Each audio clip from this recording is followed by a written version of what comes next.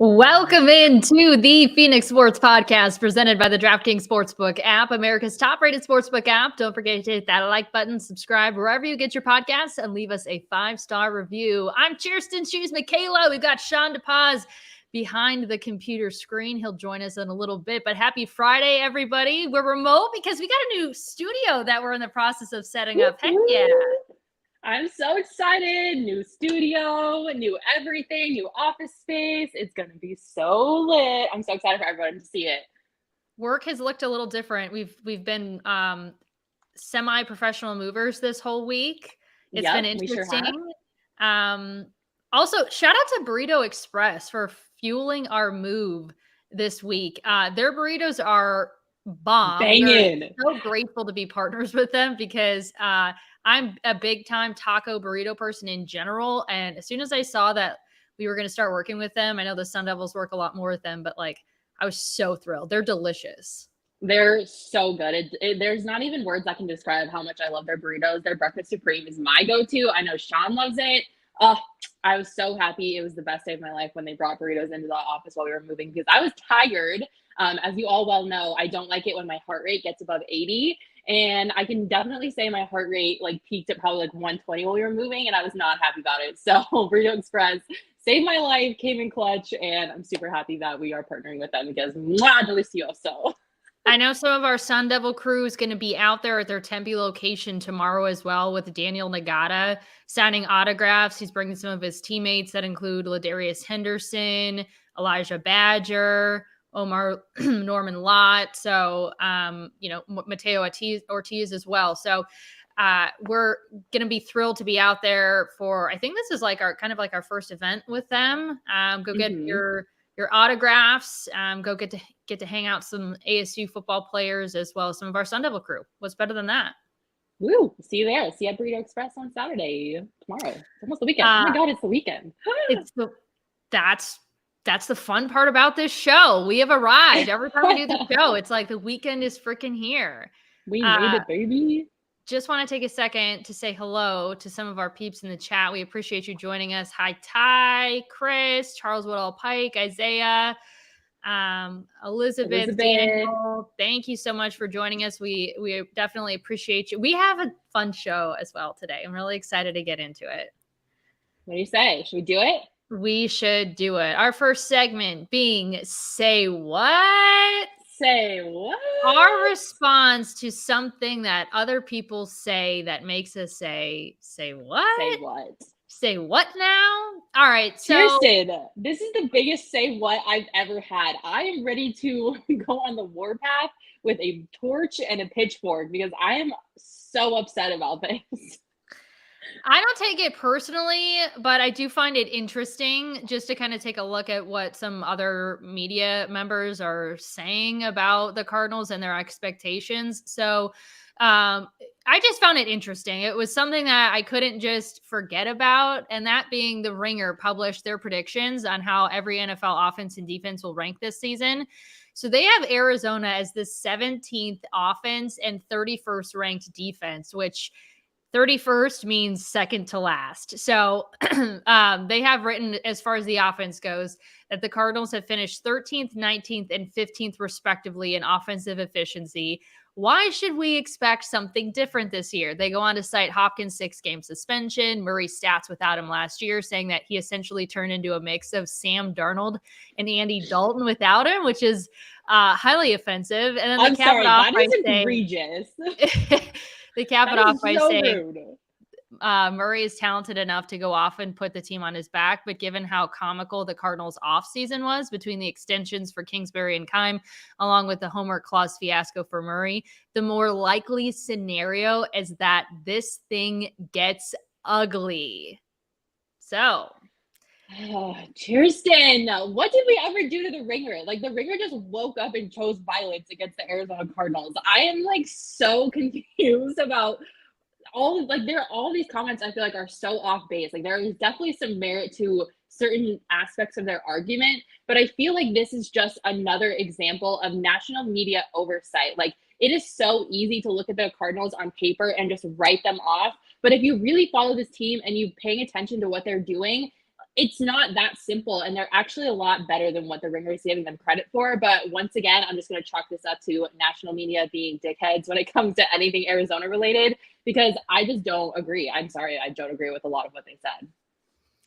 Yeah, I mean, there's definitely validity just when you're just taking a look at what has made national headlines between last year, let's just take the end of last season and then the off season and heading into the new season. There was definitely a lot of things that stood out from a national perspective that were negative. I like, if I were to pick this apart, just kind of like comment by comment, I just don't understand how Hopkins' 6-game suspension means the Cardinals offense like isn't going to be good. It's 6 games. Like, that's it. Like, yes, it's every game is important for sure, but they can survive without Hopkins for 6 games. The other thing too is I don't feel like this offense is going to take a step back. How could you feel like Kyler Murray is not going to get better? How could you feel that Kliff Kingsbury is not going to get better, especially with what we've seen out of him in camp, where for the first time really in his NFL coaching career, we're seeing him be more assertive and the type of leader that he really needed to grow into. He's not like that cool college, I'm going to be your best friend and relate to you at that level. Like, there needs to be some leadership out of him. And I think we're definitely seeing that from Kliff Kingsbury. So you could go down the line when Hopkins does get back, they're going to be loaded with weapons all over Kyler Murray. Yeah. And then running back too, their offensive line, they're coming back with kind of the same offensive line. They're a little bit older, which means they could certainly get injured, but they're a veteran group. And so you take a look at the offense as a whole, and I don't know how anybody could think that they're going to take a step back by any means and that things are going to get ugly. I don't think that there's been any true sign of all the offseason crap is still like hanging over their heads. And it's like, I don't think anyone here in Arizona is concerned that any of that stuff at this point is going to be carried into the regular season. Yeah, I completely agree. I think them oversimplifying the issue and saying that offense is going to take a step back just because of DeAndre Hopkins not being able to play for 6 games, I think is a huge oversimplification and generalization on what's going on with the Cardinals offense. You kind of alluded to it. Like, Kyler Murray has gotten better every year. Kliff Kingsbury has gotten better every year. The offense has statistically improved in every major category year after year under Kliff Kingsbury. So if you take a look at that, I think it's kind of ridiculous to just assume, oh, well, the Cardinals collapsed without DeAndre Hopkins in the last half of the season last year, so it's going to be the same for the first 6 games this year because of DeAndre Hopkins not being available again. But I just don't think that's fair. Like you said, they have one of the most talented receiving groups, including the tight ends. You have Zach Ertz and Trey McBride, who I'm really, really excited to see play this year because I think he's super talented. Rondale Moore is going to be the slot receiver to step up for Christian Kirk's absence.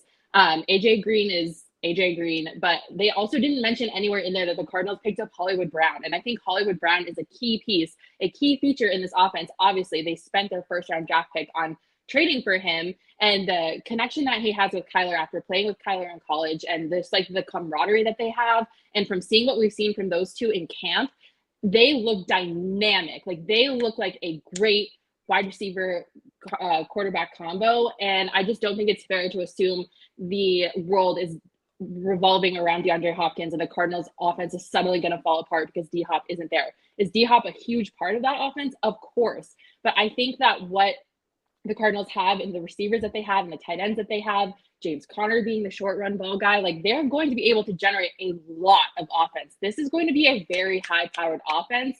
And I think obviously DeAndre Hopkins is going to boost that when he comes back. But as they are right now, they're going to be just fine without DeAndre Hopkins. JR says AZ Sports won't gain respect until we learn how to establish a consistently good franchise. Yeah. Unfortunately, it's just sort of like a trend in general that, certain teams here in the Valley don't get respect. I think too, like until you also stop with some of the shenanigans that get bad attention nationally, then you're also not going to do that. So just the fact, and I get it, like they were definitely on the wrong side of the conversation for a while there. So like, I get it. And a lot of people had a lot to say about Steve Keim and Kliff Kingsbury getting extended before Kyler Murray. I felt like it was what it was. I felt like they deserved extensions. And that Kyler wasn't going to get his extension until the summer. And so I didn't get the outrage as to why that's a bad thing or why that was so comical to everybody else that happened. So unfortunately, that's just the collective. If you're not really paying a ton of attention to what's going on in Arizona, those are the things that you're going to gravitate towards and inform your opinion based off of those things. But good for Arizona then, like allow that to be a motivating factor. Like you think that things here are comical. You think that we're going to take a step back on offense and on defense, which we're about to get to. Like I'll take it personally and I'm more than happy to prove you wrong. And that's the way that I kind of look at it from not only like a fan perspective, but I would look at that from a player perspective. And again, this is just the ringer. We're not, bashing them as an organization or putting too much thought into how they feel about the Cardinals or anyone here in Arizona. But it's just interesting when you see these things sort of come across your timeline and you're like, wait a second. Wait, you didn't actually write that. Yeah. But I also too, like, I don't feel like negative headlines are uniquely an Arizona Cardinals problem. Like there are franchises that are getting dragged through the mud right now, but nobody seems to be harping on them as bad as they harp on the Arizona Cardinals. There has been turmoil for many teams outside of Arizona in the NFL, but for whatever reason, to me, it just seems like they take the extra step further to antagonize and pick on the Cardinals for whatever reason, because I genuinely don't think that the negative headline issue is just an Arizona Cardinals issue. Like I have seen plenty of headlines this offseason about other things happening with other football teams that for whatever reason glossed over and has no effect on how like they're going to perform as a team in the eyes of the national media. Yeah. Also, don't forget that they started last season off 10-2. Like, how you think that this off and really I feel like the offense has only gotten better just because I know that Kliff and Kyler are both going to take steps. You will eventually have D-Hop back. You got Hollywood Brown. So anyway, you can't forget like what they did. They might have ended the season on a really bad note, but don't forget the way that they started out. This offense has a ton of potential. I agree. A lot of people in the chat saying that winning changes the whole narrative. Josh Hunt saying winning hasn't seemed to change the narrative for the Suns. Unfortunately, that is a whole other bag of worms and a whole different conversation. We could have an entire show on that, but let's get to the comments on the defense. So they ranked them. Make me the most upset. So they ranked them again, second to last in terms of where they are projected to finish.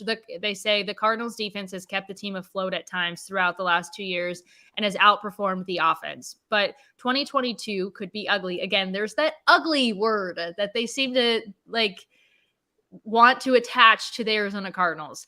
The Cardinals lost two key cogs, edge defender Chandler Jones, linebacker Jordan Hicks in free agency. Steve Keim used first-round picks on Isaiah Simmons and Zaven Collins in back-to-back years, but neither has looked like an impact player so far. And they go on to say this defense lacks talent.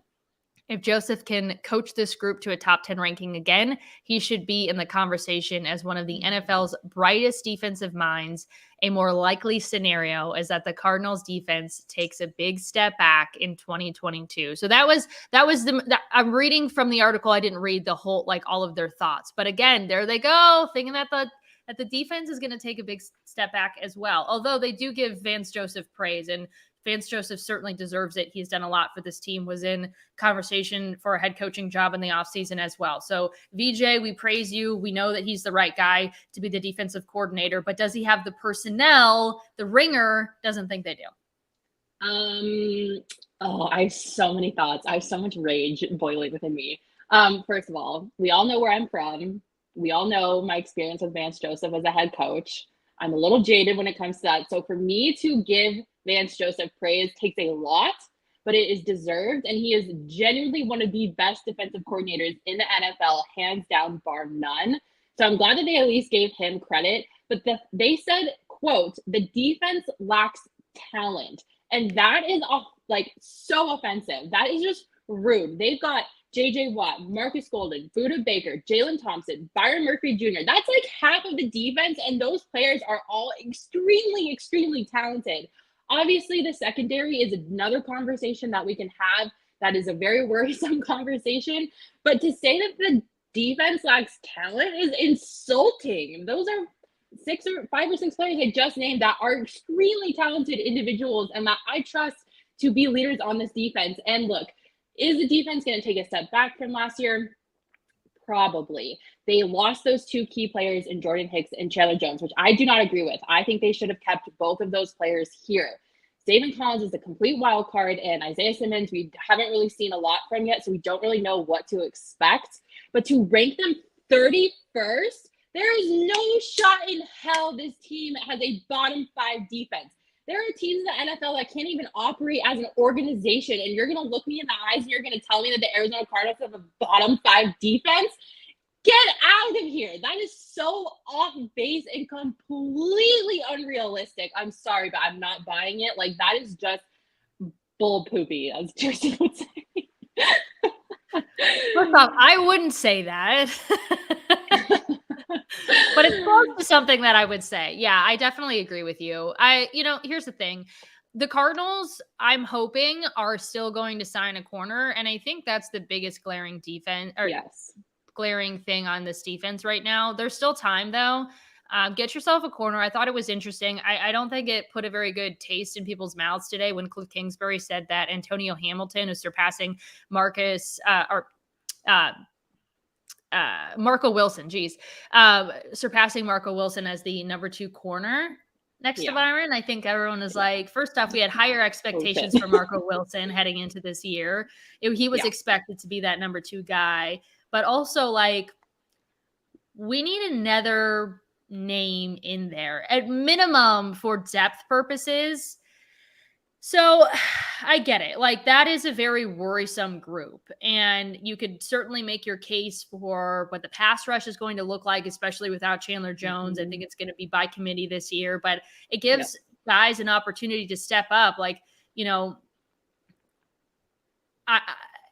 they're not the second to worst defense, like by any stretch of the imagination. Like how could anybody think that? I do not know. Especially now, maybe the Cardinals make a move, they get another corner in here, and like that perspective is completely thrown out the window. So I guess they were working with what they had. But what more? How can you even what more do you even need to say? They're definitely not that bad. Not even close to being that bad. No, the only team that they have worse than the Cardinals right now is the Bears, which I'll say is fair. But to put the Giants, the Jaguars, the Falcons, the who else am I thinking of that has a bad defense? But to put those teams in front of the Cardinals, they can't even operate as a functioning football team in general. Like, what are we doing? I think I'm sorry, but that makes me like my blood is boiling. That is like the most absurd statement in the whole world. Like, is there some criticism that is warranted? Yes. Like you said, their quarterback room scares the bull poopy out of me.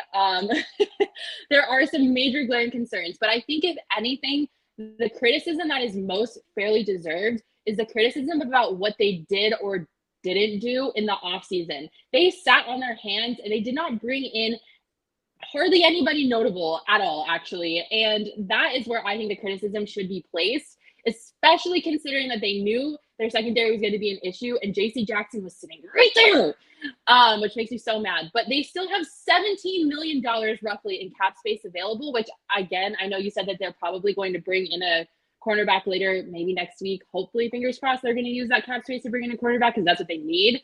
But I think if anything, the criticism about this team needs to be on the fact that they sat on their hands and they didn't do anything in the offseason to bring in bigger impact players to address some of the glaring holes that they have in their defense.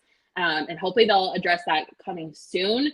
But I think it's absurd to rank them 31st. I'm sorry. I can't get over that. Like, just, how rude. Yeah, my last point that I kind of wanted to make too, and I heard the PHNX Cardinals crew talk about it yesterday, is what the heck is going on with Robert Alford and why they didn't bring him back, because there's an answer right there. You're not necessarily getting better than you were last year by bringing him back, but he's a veteran presence and he was a very solid defender for you last season. So why is he just like sitting at home right now? And so the PHNX Cardinals crew seemed to think that maybe there was something going on off the field where he maybe offended Kyler, or something happened off the field that they're just like, all right, like, we're done here. But why you would allow him, who could definitely help bolster your secondary, just be sitting at home?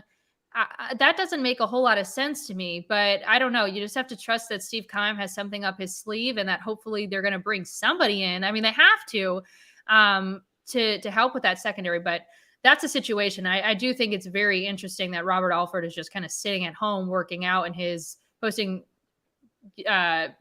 bench press photos in this room in his house or something like that, and why he's just not out there with the Cardinals. So who knows? Yeah. So Trayvon says he can't stay healthy. Well, I get that, but like I said, he made a positive impact on that defense last year when he was out there. So at minimum, let's just say you're going to add a little depth to your cornerback room.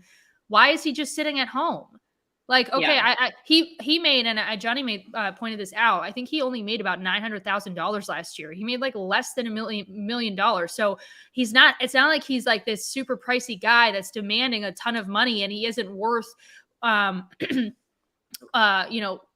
worth it because he can't stay healthy. When he was out there, he made a positive impact, and he is not a guy that's demanding a whole lot of money.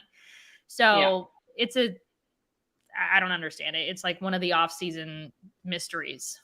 Yeah. And I do want to be clear, like, I'm not saying that the Cardinals defense is the best thing since sliced bread. Like, obviously, I do think that they are going to take a little bit of a step back this year. I just don't think being ranked 31st is fair criticism. And I think that the Cardinals are going to prove a lot of people wrong, which, I mean, I'm excited for, because proving people wrong is my favorite feeling in the whole world. But I am being realistic about the situation. I'm not saying they're the best ever, but I mean, come on, 31st. I just can't get over the number. I just need to stop. I need to stop before I get too mad. Well, I think it's a good time to move on, because DJ Humphries had a say what moment of his own after practice yesterday when he was asked about the Ravens' 21-game preseason winning streak that they're apparently super, super proud of, and it sort of stumped Hump. That's exciting. I don't really.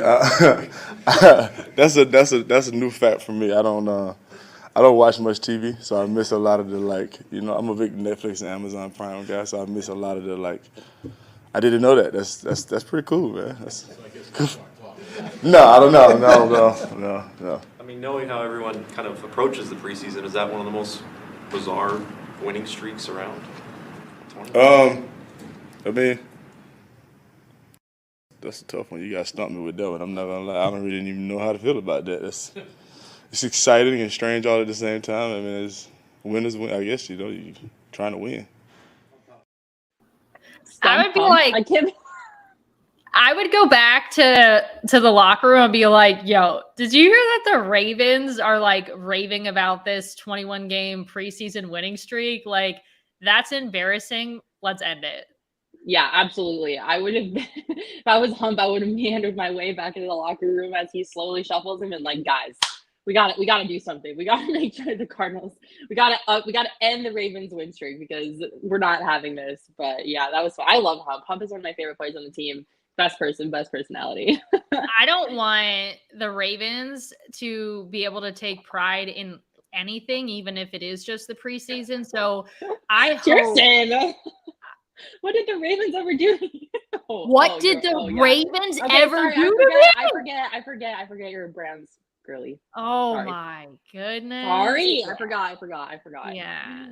That's like saying what the Patriots ever did to me. So Yeah. I'm sorry. I apologize. I'm sorry. It's okay. Forgiven. Yeah. So, but I also just like in general, if I was a competitor, I'd be like, these MFers, like they think that they're something because they've got this preseason win streak going on. Like, okay, like whatever. Yeah. I hope they like, just. The preseason is literally nothing to brag about. It's preseason football, and you got your third string like C team guys running around on the field out there. Like, let's calm down a little bit. Like, what are we doing? Yeah, I'm a little sick of hearing about that heading into this game, but I would be so thrilled if there's, you know what? I feel like the wins in preseason more so are typically like, well, we stayed healthy and like, you know, these guys got some good reps in. But there's actually something I feel like that the Cardinals have to play for. Beat the Ravens. End this stupid streak. We'll never have to hear about it again. And I would love that. Like, there you go. There's something to play for. Yeah. There's a lot of streaks the Cardinals need to beat this year. This can be the start of it. All right. Well, last week things got a little heated when we were talking about the state of college football here in Arizona. Oh, don't remind me. Expectations for U of A versus ASU. Not particularly high, but maybe they deserve a little more credit than we gave them. So I'll admit that. But you can put your money where your mouth is one way or another, however you think ASU, U of A, or any college football team is going to do this year. College football is basically back. So if you download the DraftKings Sportsbook app, you can use the promo code PHNX, bet $5 on any college football game and get $200 in free bets instantly. That is using that code PHNX only at the DraftKings Sportsbook app, only at the DraftKings Sportsbook app. Again, okay? Minimum age. I was like, you know what? I am pulling a what's that movie? The Anchorman moment right now. Where I'm the reading teleprompter off the screen and the words are not accurate, and I'm fumbling over myself. So once again, only at the DraftKings Sportsbook app. Minimum age and eligibility restrictions do apply. See show notes for details. All right. You want to do some did you see this? Cheers. Yeah, because we've got some good things on the internet this week. The internet, once again, is undefeated, and I'm so happy that we get to talk about it on Did You See This? Chierstin, did you see this? Baby Ertz is here! Zach Ertz and Julie Ertz had their adorable baby boy. He was born yesterday, August 18th, 8.2, healthy 8.2 pounds. Dude, that's a big baby. I think I was only like 6 pounds when I was born.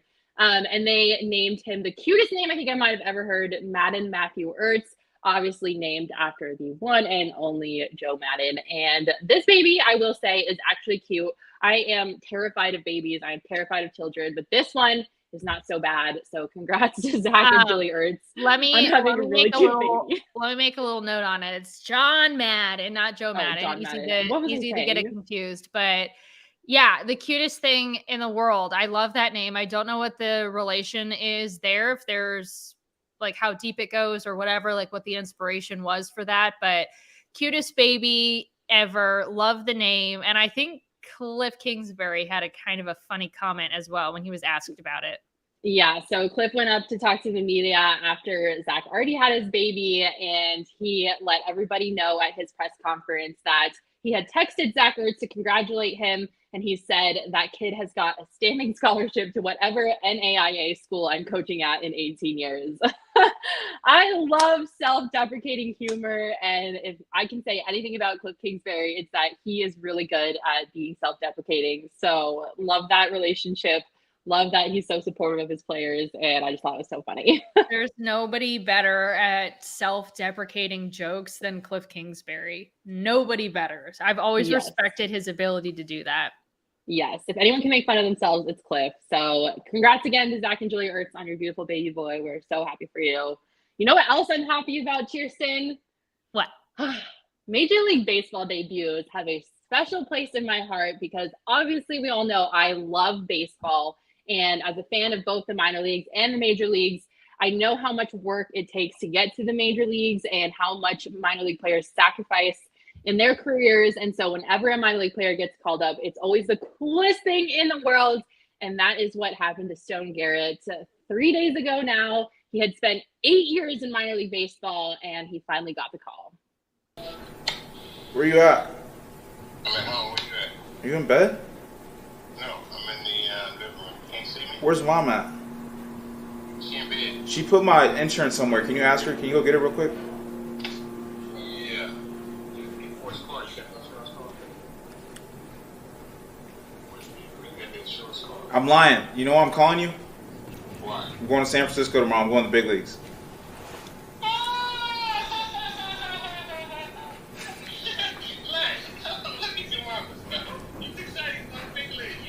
Yes. Congratulations. Thank you. All right. Leave the sliders alone, boy. You excited? Yeah. Book your flights. Hold on. I have one question for you, Chierstin. How can you not be romantic about baseball? Oh, it's absolutely impossible. That's like, honestly, that's the best part, hands down, is when guys get called up and they're able to say, like, I accomplished my lifelong dream. It is so cool. And getting to call your parents, your family members, and say, like, pack your bags, like, you're going to be here for my big moment, for my debut. Like, that is the most exciting thing about it. And it transcends far past the sport. It just being able to have those moments. I love it. I know. Chills, goosey bumps everywhere. Like we said, he debuted early this week on Wednesday. He ended up hitting 5th in the rotation. He had 2 hits and he drove in a run. He played again on Thursday and also had a couple hits. So not too bad for your first major league start. Congrats to Stone Garrett and his family. Like I said, there's so much sacrifice that goes into being a baseball player and a baseball family. So it was really cool to watch him share that moment. I like how he tried to like prank his mom by saying he needs her for the insurance stuff, because that's totally something I would do. I'm clueless when it comes to being an adult, so I would come up with any reason to excuse to surprise my parents. But it was really cute, and I'm super happy for Stone, who's worked really hard. There's actually been a couple of major league debuts this year for the Diamondbacks already. We had Buddy Kennedy earlier this year. Tommy Henry was called up a couple weeks ago and has done a really great job on the mound out there for the Diamondbacks. And there are actually still some more on the way. I'm pretty sure we're going to get to see the highly anticipated Corbin Carroll in September, which I am so stoked for. He has been the most highly touted outfield prospect in the Diamondback system for years, and he has been absolutely raking in both AA and AAA. So I'm excited to hopefully see Corbin Carroll sometime soon. And then we also have 2 pitchers on the way, which I am almost as excited about, because the pitching development has always been disastrous in the Diamondbacks organization. I don't know what's going on, but they have a hard time developing pitchers. But both Brandon Pfaadt and Ryan Nelson are expected to debut this year. They have to put them on the 40-man before they're eligible for the Rule 5 draft coming up next year. So they're definitely going to get the call soon, which is going to be super cool to see. And just more, hopefully we'll get some more feel-good moments and more good call-up videos. Silver lining with the Diamondbacks being in the situation they've been in the last few years is we've gotten to experience a lot of call-ups and a lot of guys getting to accomplish their dreams. So that's always fun to watch. Yeah, my favorite part of baseball. You know what else is fun to watch? What? NIL commercials when they are like this. Oh, I love this. This is my favorite NIL commercial I think I've ever seen. So Decoldest Crawford is a wide receiver for the Nebraska Cornhuskers. Oh my gosh, what did I want to say? And he came through with the most perfect NIL pairing. I'm not going to give too much away, but just remember, keep in the back of your mind, his name is Decoldest. Run the tape. I'm so glad we called SOS. RAC is the coldest. I'm always the coldest. SOS to the rescue. Hey, this is Decoldest Crawford, wide receiver from Louisiana, now playing in Lincoln.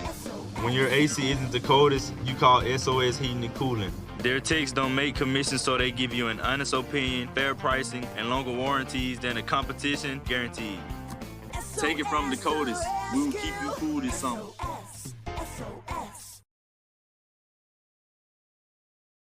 I'm sorry, but that is the most amazing commercial I've ever seen in my life. Like, congrats to Decoldest for being so willing to play off of his name and for like this amazing pairing. I think it's just perfect. Yeah. If anybody remembers him going viral, I think he went viral like a few years ago. Somebody put a fake middle name in there as to ever do it.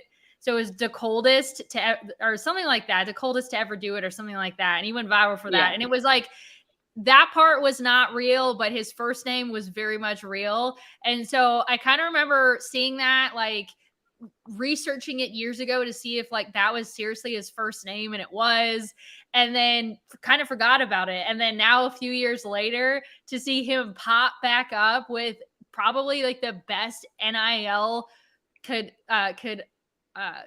what am I trying to say here? Collaboration.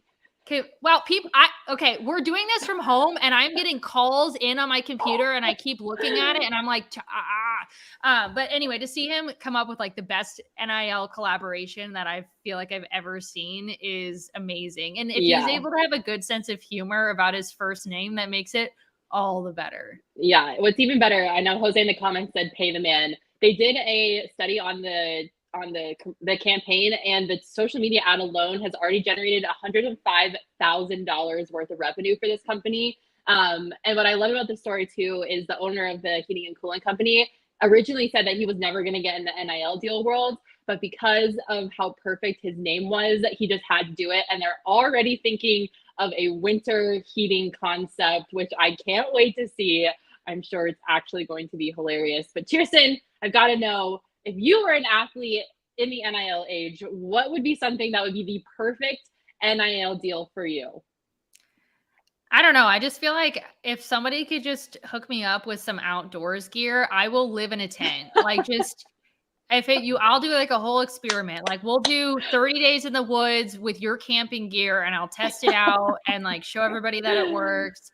Somebody wants to just hook me up with a new like tent that maybe like goes on the roof of my 4Runner. And like, first off, camping stuff is expensive. Mm-hmm. So just give me like a whole setup. And yes, brought to you by REI. Yes. There you go. That's a good one. REI is the perfect one. REI. That is literally that would be my dream NIL deal is REI. My dream NIL deal would obviously be anything coffee, because I drink at least 2 coffees a day. And if I can't have an IV hooked up straight to my blood veins with caffeine, I need at least 2 coffees a day. And I genuinely, this is going to horrify some people, but I think I've already talked about this on an episode of this podcast way in the past. I did my budgeting and I easily spend $300 a month on coffee. Just on coffee. I know. It's horrible. So I think I would want to be sponsored by a coffee brought to you by Sleep Number mattresses. Yeah. Or a mattress company, because I literally just lay in bed all day. Or the other thing I was thinking of besides coffee is a cat shelter, because I am absurdly obsessed with cats and I would love nothing more than to be in partnership with a cat company. Cleo. Because I am absurdly obsessed with cats. Cats and coffee is my best life. So I think they should have me sponsored by a cat shelter or something, because I would get those cats adopted so quick. Those are my NIL. I don't know that shelters have the money to be shelling out NIL money, but I love your cats and coffee idea for sure. Cats and coffee, that's all Makayla is made of. But speaking of partnerships, Maximum Fluffy, yes, Cleo is Maximum Fluffy. Also, she loves coffee as much as I do, and she licks the side of my coffee cup. What is happening? get the condensation off. So I found a cat that loves Starbucks just as much as I do, and I'm convinced she is my soulmate. Oh, okay, anyway, speaking of great partnerships, we are partnered with Four Peaks Brewery, and it has been one of my favorite things in the whole world because I love Four Peaks beer. I know Chierstin loves Four Peaks beer. They have a wide variety of any beer that you could possibly want. The hazy IPA is my favorite. I know it's Chierstin's favorite too. They've got the pumpkin porter, that's the seasonal for fall, which I'm super excited about. They've got the peach golden ale. So many great beers that you can try and pick up anywhere that you get your groceries. We are also about to do our last Wednesday at the Four Peaks Brewery, just around the corner in Tempe. Join us all day at the Four Peaks Brewery in Tempe on August 31st for good fun, good food, the chicken tendies, and good beer. So we hope to see you out there. We'll be out there all day from 11 to 5. Speaking of last Wednesday, we'll also be announcing our winner of the Toast of the Month sweepstakes, who will be winning our $50 Four Peaks gift card, a PHNX shirt of their choice, and a PHNX annual membership. Go to gophnx.com, click the join tab, and you can enter the sweepstakes there, or you can click the link in our show notes. Must be 21 or older. Enjoy responsibly.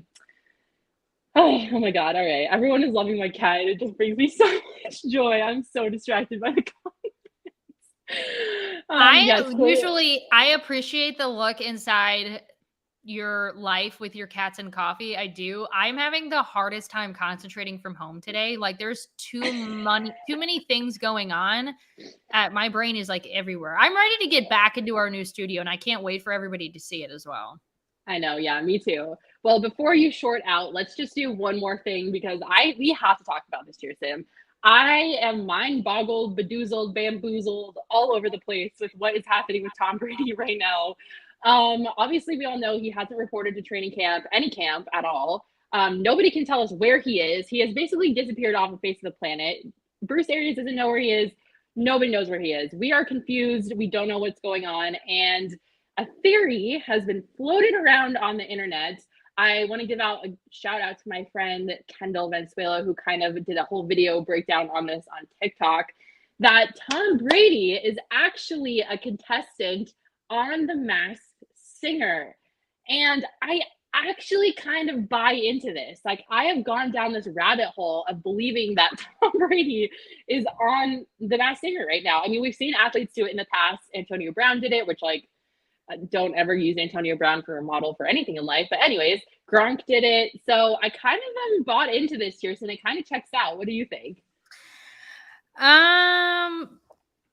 Real quick, it was Todd Bowles. So Todd Bowles is now the head coach of the Bucks. So he said, yeah, I know. But so he said he's unsure of like exactly when he's going to return or what's going on. Obviously, whatever he knows, he's probably not going to say anyway. But yeah, I don't really know what to make of it. It would be pretty wild. And if he seriously is just filming for The Masked Singer, there's a whole rabbit hole on the internet that's trending right now that you can take a trip down and see how the dates line up and why they think that he's filming for the show and whatever. I feel like it would be highly irresponsible to commit to unretiring to play for the Bucks again and then to just leave the team and go shoot a show like The Masked Singer. Like, listen, The Masked Singer is going to be waiting for you when you actually do hang it up. Like, this is not a once in a lifetime opportunity that Tom Brady just could never pass up, or he needs the spotlight, or he needs the money, or whatever the case is. I have a really hard time buying into this theory. I say it's completely false. I understand people are just trying to figure out what the heck is actually going on with him. And this is how speculation and rumors begin, is when you don't give any glimpse into what actually is going on. People run wild with anything they can possibly grasp. Now, I think it's funny, but this, in my opinion, is a really, really, really, really bad look if that's actually what he's doing. I don't know. I feel like I believe it just because.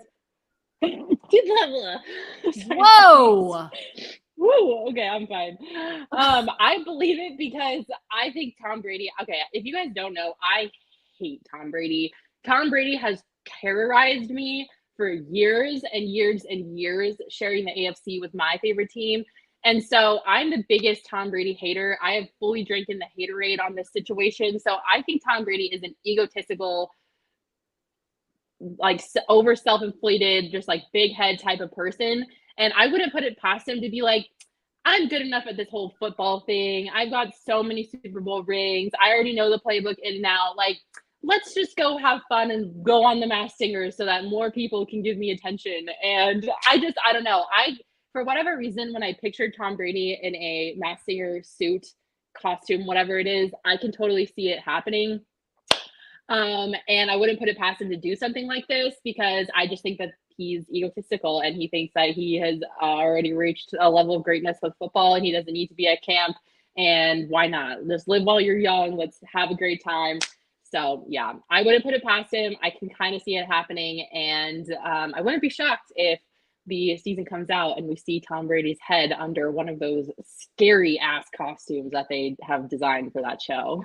Yeah. Do you want to give like a quick rundown on what exactly that show is? Because I have no earthly idea what actually goes on.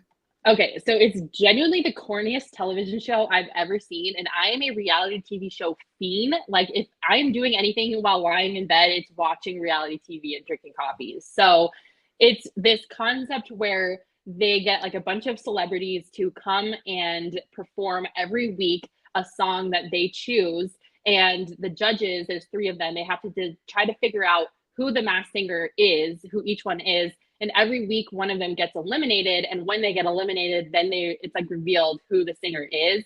And they've gotten some like pretty big name celebrities on the show before, but like the costume, there's just something about it that's so corny to me. I don't know. I can't really put my finger on it. I just don't really like it. I don't like the show. But the costumes that they have the celebrities in are so elaborate. They are literally like toe to head covered. Yes, here's a beautiful example. Chierstin is I think that's the lightning bug. I love that Sean is the circus tent conductor. What are they called in the middle? And then I am the clown. Thank you a lot for that, Sean. A jester, I think. I think that was a little personal. But yeah, so these are what the costumes look like.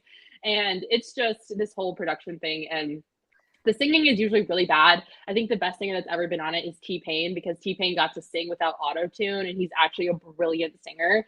But yeah, so I wouldn't be surprised if they like put Tom Brady in one of those get-ups and he took the head off and it was Tom Brady under there. I genuinely would not be shocked.